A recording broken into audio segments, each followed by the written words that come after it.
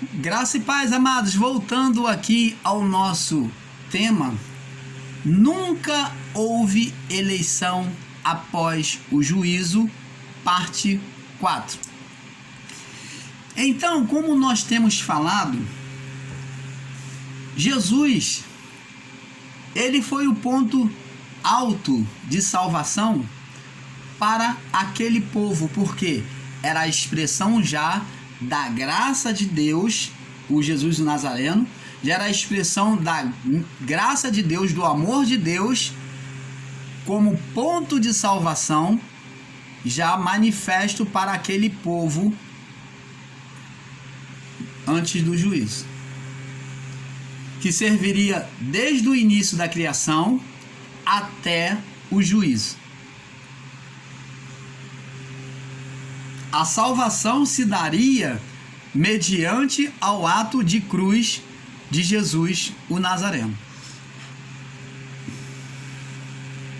Talvez você, ensinador da graça, vai me dizer o seguinte: ah, mas irmão Paulo,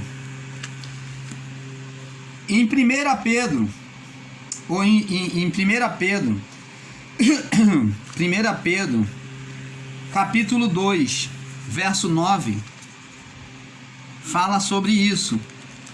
Vamos ver aqui, 1 Pedro, capítulo 2, verso 9. Vamos usar o argumento agora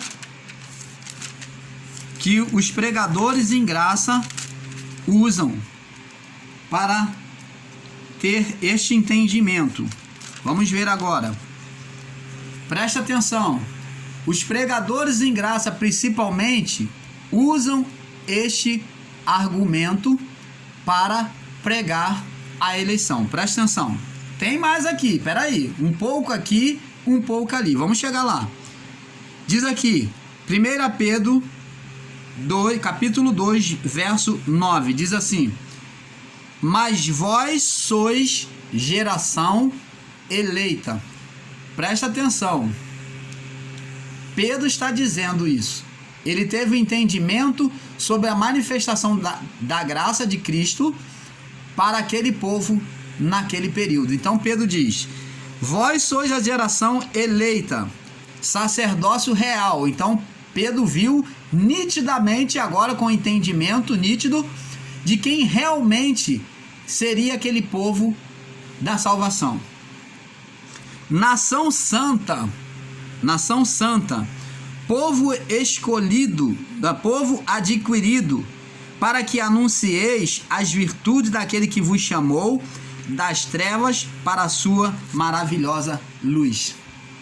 Se você receber essa palavra assim, sem analisar essa palavra, amados e abençoados, você vai dizer: tá vendo, irmão Paulo? Aí fala de eleição. Primeiro, preste atenção, Pedro fala nação eleita, nação escolhida, separada, que dá a entender sobre a eleição, mas é para aquele povo. Vou te provar. Sacerdócio real. Sacerdócio real. O sacerdócio termina porque sacerdócio está referindo-se ao período da lei, período mosaico. Ele não mais pode existir no período da graça. Essa expressão está na lei. E diz aqui, nação santa. Quando se fala de nação, é um povo, mas santo significa separado, purificado. Se está falando de purificação, de santificação, então está falando daquele povo e não nós, porque se nós temos pecado, então Cristo não redimiu. Então existe não é o Espírito que Cristo vem salvar, e sim a alma. Está falando então de alma e não de espírito. E diz aqui, povo adquirido, para que anuncieis as virtudes daquele que vos chamou das trevas. Na graça, no período da graça, na manifestação da graça perfeita de Deus, existe trevas. Período das trevas, você está vendo, está falando do período da lei. Ó, e vos chamou das trevas para a sua maravilhosa luz. Então está falando que tirou da condenação da lei, que é o período das trevas. Nós não vivemos um período de trevas. Não existe trevas na graça. Trevas é condenação espiritual. O termo treva é condenação espiritual da lei mosaica.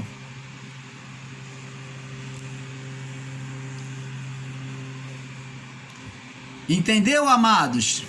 Você está entendendo, amados? Então, eu quero que você entenda isto. Nós temos que ter esse entendimento da palavra. Temos que ter este entendimento. O entendimento perfeito da palavra de Deus. Vamos mais aqui. Vamos mais aqui.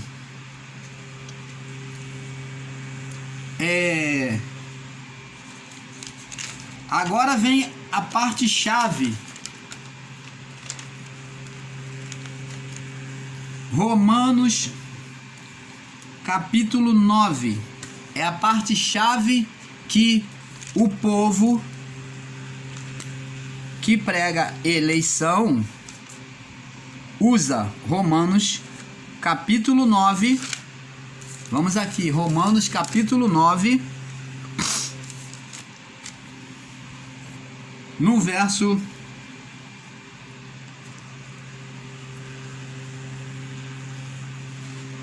vamos ler do verso 10 em diante. Vamos ler do verso 20 e depois voltamos. Diz assim, Romanos 9, 20. Mas, ó homem, quem és tu que replica, que contende com Deus? Porventura, a coisa formada dirá ao que formou. 2 pontos. Por que me fizeste assim? Ou não tem o olheiro poder sobre o barro, para da mesma massa fazer um vaso para honra e outro para desonra?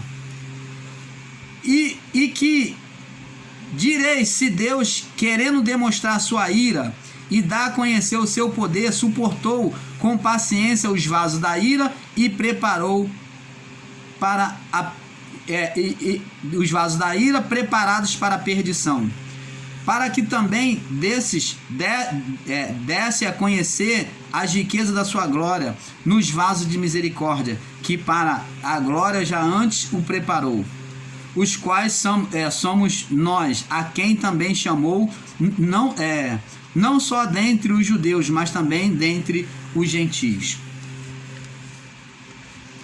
Vamos lá. Agora, Romanos, no mesmo capítulo 9, no verso 10. Diz aqui: não somente esta, mas também Rebeca, quando concebeu de Isaque, nosso pai, porque não tendo estes ainda nascido, nem sendo feito bem ou mal, para que o propósito de Deus, segundo a eleição ficasse firme, não por causa das obras, mas por causa daquele que o chama, foi-lhe dito: o maior servirá ao menor, como está escrito: amei a Jacó e odiei a Esaú. Que diremos, pois? Há injustiça da parte de Deus? De maneira nenhuma. Então, este assunto aqui é o tema-chave para os pregadores que falam de eleição tentarem fundamentar a sua ideia. Preste atenção, amados. Isso aqui é um acontecimento onde Jacó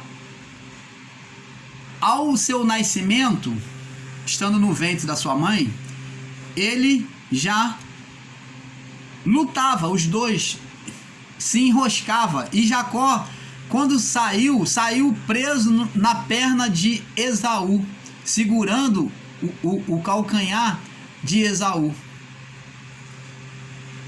Então, o entendimento dos pregadores em graça sobre este assunto, eles dizem que Deus preferiu a Jacó e sentenciou Esaú à perdição.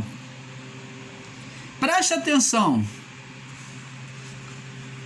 A palavra diz aqui que o maior servirá ao menor.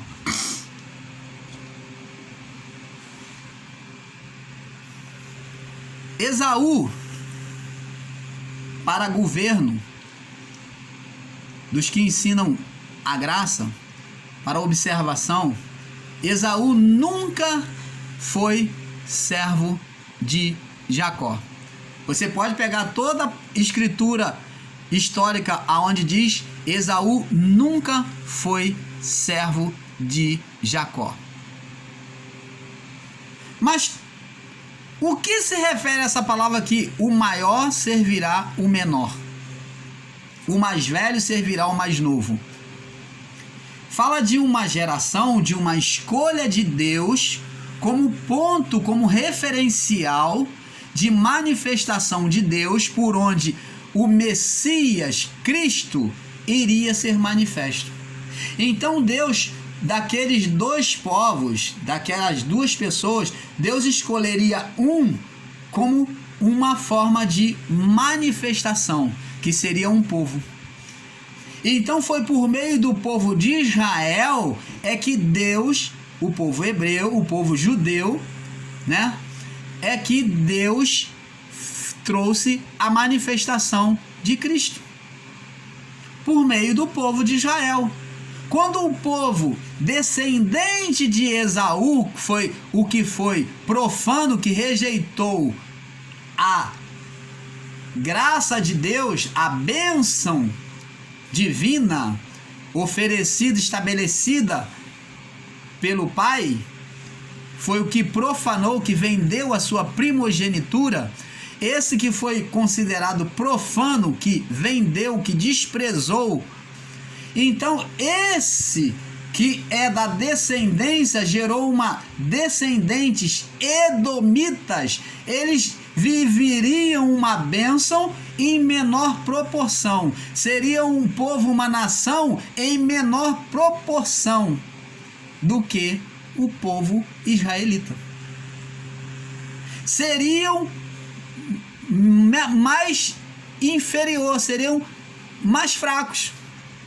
Seriam inferior em tudo, em riquezas, em tamanho de números, né, na nação.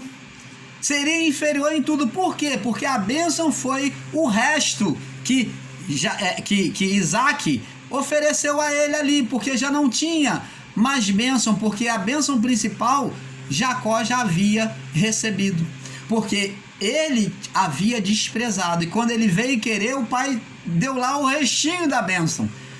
Mas Esaú nunca deixou de ser abençoado, e essa palavra não se refere dizendo que Esaú perdeu a salvação. Não se fala de salvação. É um exemplo que Paulo dá para fazer entender os que rejeitam a promessa, a bênção de Deus, que é a salvação, e os que aceitam, os que abraçam.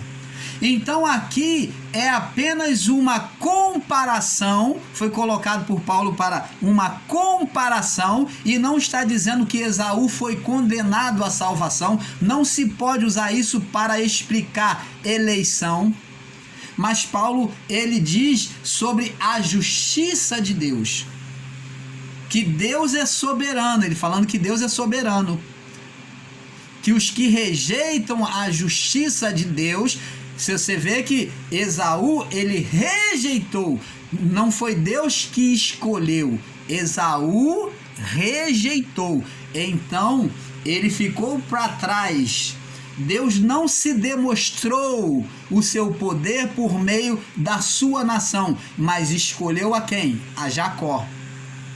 Ele amou a Jacó, ele não odiou. A palavra que está aí, odiou, significa dizer amou menos. Amou menos, porque é como você tivesse 2 filhos e você se dedica mais a um, você tem mais afeto por um, o outro, você lembra da passagem do filho pródigo, que teve ciúme de seu pai quando o pai banqueteou a volta do filho, que largou tudo e depois voltou? O filho que estava na casa, ele se sentiu enciumado, ele falou assim: porque este teu filho, você dá tudo a ele. Ele se excluiu como filho, ele se sentiu enciumado. Por quê? Porque o pai amou mais ao que entendeu o amor do pai. Ele agora veio com um coração vigoroso de amor para o pai. Ele tinha toda razão para amar o seu pai, com todo entendimento. Você está entendendo, amado? Deus jamais rejeitou Esaú. Essa palavra rejeitou, odiou, significa amar menos. Deus não tem ódio. Deus não faz acepção de pessoas. Aqui está falando do ponto de inclusão e de exclusão da escolha que Esaú fez. Então, por isso, Deus escolheu a Jacó para se manifestar, a geração de Jacó para se manifestar por meio deles, e não de Esaú. Esaú ficaria para trás, a nação de Esaú seria sempre o rabo e não cabeça. Você está entendendo, amado? Então Deus desprezou a nação de Esaú, quer dizer, amou menos. Por isso que está a palavra odiou. Mas Deus não odeia. Então temos que ter este entendimento. É sobre esse entendimento errado é que os pregadores em graça faz acepção de pessoas. Prega um Deus de acepção. Um Deus que escolhe um e condena o outro. Porque você não mais ter existência, você também está condenado. Independente se você vai passar no fogo ou não. Ah, mas o que vai perecer é a carne. Mas o espírito daqueles que não são eleitos, eles ensinam como eu já ensinei, que deixam de existir. Seria isto verdade? Não. Todos os espíritos voltam para Deus. Porque graça é um amor incondicional. Mas, irmão Paulo, então o cidadão pode fazer e acontecer que ele vai para Deus? O que se faz nesta vida sofre o juízo nesta vida. O que se semeia na carne se colhe na carne. O que se semeia no espírito se colhe no espírito. Não se semeia na carne e se colhe no espírito, porque não há juízo para o espírito, amado. Por isso que Jesus falou, ele ensinou, porque aquilo que o homem semear, isso também ceifará. Nós vivemos na manifestação do Espírito, em um campo fértil, espiritual. O que eu fizer nesta vida, eu vou sofrer juízo na carne, nesta vida. Mas o meu espírito e o espírito de todos já é salvo. Ou melhor, não se usa a palavra salvo, vai para Deus. É recolhido para Deus, porque a palavra salvo é para aquele povo antigo. E nós ainda temos esse resíduo de ensinos errados, de usar o termo salvo, o termo eleito. Você viu aí o irmão Paulo já usando o termo errado de novo?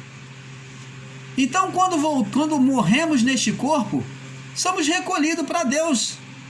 É transformado o corpo, recebemos um corpo celestial e vamos para Deus. O Espírito recebe um corpo celestial e vamos para Deus. Então, amados, temos que entender isso.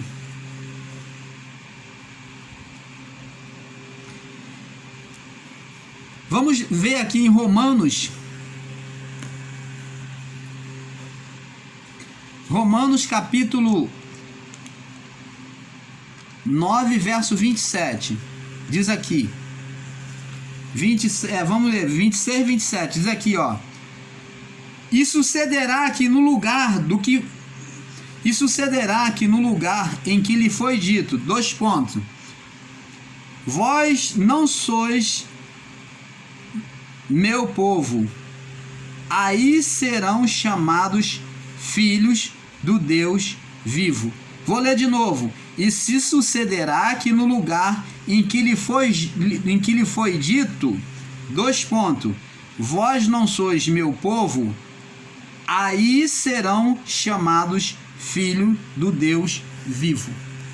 Aonde é que Deus disse que não era povo? Para o povo de Israel que rejeitou ele.